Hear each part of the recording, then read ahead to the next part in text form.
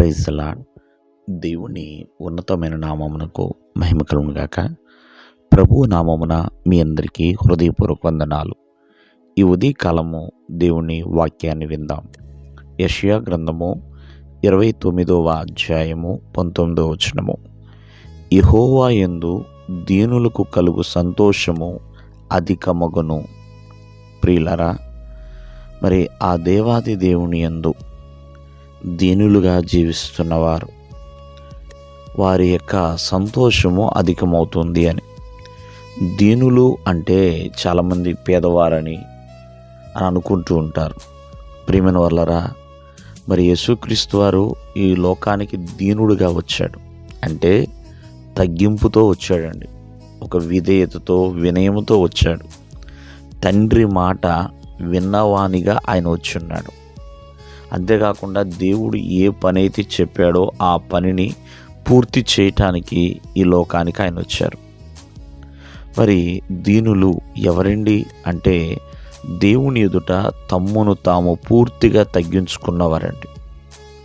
పూర్తిగా దేవునికి సమర్పించుకొని ఓర్పుతో, సహనముతో, వినయముతో, విధేయతతో దేవుని ఎడల జీవించువారు దీనులు. ఆనాడు యేసుక్రీస్తు వారు మరి ప్రియమైన వాళ్ళరా ఈ లోకంలో 33.5 సంవత్సరాలు ఆయన జీవించిన దీనత్వం కలిగే ఉన్నాడండి. ఆయన ప్రియమైన వాళ్ళరా తండ్రి ఎదుట దీనుడుగానే తను జీవించాడు. అలాగే ఎవరైతే దీనులుగా ఉంటున్నారో వారిని ఆయన పైకి లేవనెత్తుతాడండి.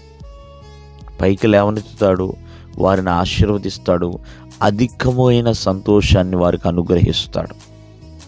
కావున ఈ ఉదయకాలం ముందు ఆలోచించండి.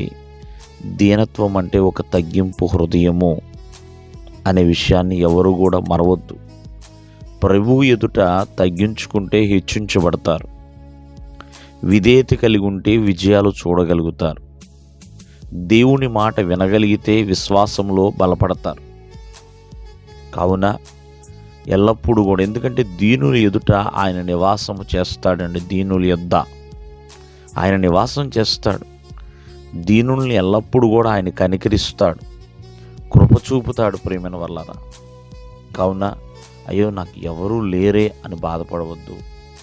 దేవుడు ఎల్లప్పుడూ కూడా తోడుగా ఉంటాడు. కావున దీనులుగా మనం దేవుని ఎదుట జీవిస్తున్నప్పుడు మరి ఈ లోకం ద్వారా వచ్చే సంతోషం కంటే దేవుడిచ్చే సంతోషము అధికమైనది. దేవుడు మిమ్మల్ని ఆశీర్వదించునుగాక. ఆమేన్.